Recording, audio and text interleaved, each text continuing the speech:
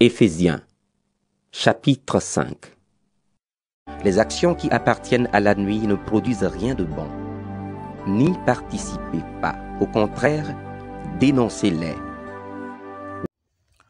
Bienvenue au troisième numéro de notre émission L'Islam démasqué, consacré à la découverte de la source, la base, la fondation, la genèse de cette pratique ignoble, abominable, inhumaine, qualifiée de potipota, qui consiste à ce que les Arabes tiennent les peuples, les hommes en esclavage et ils chient dans leur bouche, ils les font souffrir de façon inhumaine et d'autres urinent et on les exploite comme des animaux, des êtres qui n'ont pas de sang qui coule dans leurs veines.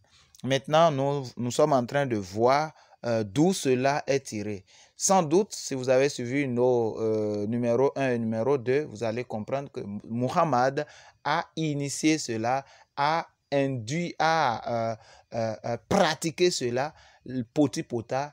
Il a exploité sa méchanceté pour imposer cette pratique aux Arabes de sa religion et aussi aux musulmans.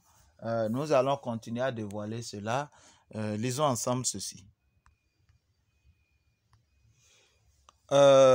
Nous sommes à la page 85 à 86 du livre de Al-Mustadrak Al-Sahihya. Lorsqu'on parle de Sahihya, on parle c'est le pluriel de Sahih, les livres authentiques, volume 5. Aïm a rapporté: le messager de Dieu s'est levé une nuit et s'est isolé dans un coin de la maison pour uriner dans un bol. Je me suis levé pendant la nuit et j'ai eu soif. J'ai alors bu ce qu'il y avait dans le bol. Sans savoir ce que c'était, le matin, le prophète a dit: Oh Ayman, jette ce qu'il y a dans le bol. J'ai répondu: par Dieu, j'ai bu ce qu'il y avait dedans. Le messager de Dieu s'est mis à rire jusqu'à faire apparaître ses dents, puis il a dit: tu n'auras plus jamais mal au ventre après ça. Je rappelle la source Al-Mustadrak Al-Sahihai, volume 5, page 85-86. Vous voyez cette méchanceté? Le prophète de l'islam a uriné dans un bol, dans un coin la nuit. Et Ayman, la nuit là, a pris le bol contenant un liquide et il pensait que c'était de l'eau parce qu'il avait soif. Il a bu, il a vidé le bol. Et c'est pas pour, hein. Vous savez, Ayman ne peut pas prendre quelque chose qui est dans le pot et boire. Le bol qu'on prend pour boire, le bol qu'on prend pour manger. Le prophète de l'islam, là, il a uriné dedans. Et puis, Ayman, lui, il pensait que c'est de l'eau parce qu'on ne peut pas mettre l'urine dans le bol qu'on prend pour boire. Mais le prophète de l'islam, lui, l'a fait. Et il a pris cela, il a bu, pensant que c'est de l'eau. Mais il a raison. Maintenant, le lendemain, le prophète de l'islam lui demande: Ayman, va prendre ce qui est dans le bol là et tu vas verser ça. Il dit: oh, j'ai déjà bu ça, je pensais que c'est de l'eau. Et le prophète de l'islam a ri. Il a ri jusqu'à ses dents sont sorties. Ah! Et il disait à Ayman non, ce qu'il a fait, c'est une bonne chose et que il n'aura jamais les maux de ventre. Vous voyez cette méchanceté? En quoi cela diffère de celui qui chie dans la bouche des femmes, dans la bouche des hommes et qui les font souffrir? Dites-moi. Voilà les sources palpables de façon pratique qui prouvent que Muhammad a initié et a introduit Poti Pota dans la religion islamique et dans la communauté arabe. Nous continuons. On prit la route de la Libye. Arrivé à Debdeb, on nous a posé la question de quelle nationalité nous sortons. Nous avions du Cameroun. C'est comme ça qu'on nous a amenés dans la communauté camerounaise. Je suis déjà traumatisée comme vous me voyez là. Arrivé là-bas, comme ça, ils nous ont demandé de prendre la route. On a marché jusqu'à près de 4 heures. On nous a demandé de dormir quelque part. On a dormi là. Après là, ils nous ont encore réveillés. Ils nous ont mis dans les véhicules, dans les pick-up. Ils ont roulé. Arrivé à un niveau, ils ont garé. On a trouvé d'autres personnes là-bas. Les voitures étaient toujours garées. On nous a mis dans la maison là. Quand vous dites ils, ce sont les passeurs libyens? C'est kidnappeurs quoi. Qui sont libyens? Oui.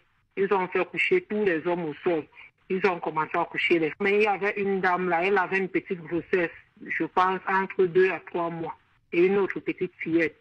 Sa fille a commencé à pleurer, laissez ma mère. C'est comme ça qu'on a tué la petite fille là. Quand ils ont fini de faire ce qu'ils avaient à faire, ils nous ont encore mis dans les voitures, dans les pick-up. Ils ont commencé à rouler. À un niveau encore, ils se sont encore arrêtés. Toujours une maison comme ça, 4 murs, mais pas de toiture. Nous sommes restés là. Ils nous ont encore demandé de sortir. C'est comme ça qu'on nous a partagé. Mon frère, moi, je suis partie. Donc, depuis ce temps, je n'ai plus revu mon frère. Je me disais qu'il était dans le véhicule. C'est comme ça que ma prison a commencé.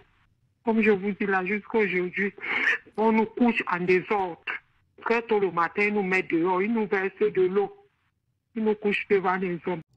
Vous voyez cette méchanceté inexplicable, incomparable qui se fait lire aujourd'hui dans la communauté du prophète de l'islam, Muhammad, comme Abdul Majid a l'habitude de le dire, que le prophète de l'islam, Muhammad, a su imposer la valeur morale à sa communauté. Tous les pays de Muhammad sont régis par la loi de Muhammad venant d'Allah, cette moralité immuable. Alors, c'est pour cela nous voulons que vous compreniez ce que Abdul Majid met dans la moralité. Et vous-même, vous jugerez si c'est de l'immoralité ou de la moralité que le prophète de l'islam a instauré.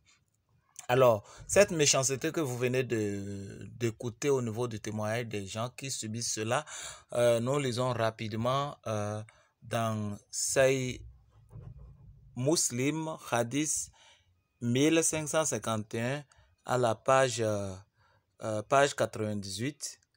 Aïcha, que Dieu l'agrée, a dit, quand le prophète, paix et bénédiction de Dieu sur lui, a pris la nouvelle de la mort de Ibn Harita, de Jafar ibn Abi Talib et de Abdullah ibn Rawaha, il s'assit tout chagriné. Alors que je regardais par la fente de la porte, un homme vint trouver le prophète et lui dit, « Ô envoyé de Dieu, les femmes de la maison de Jafar se lamentent. » Le prophète, paix et bénédiction de Dieu sur lui, lui donna l'ordre d'aller les faire taire.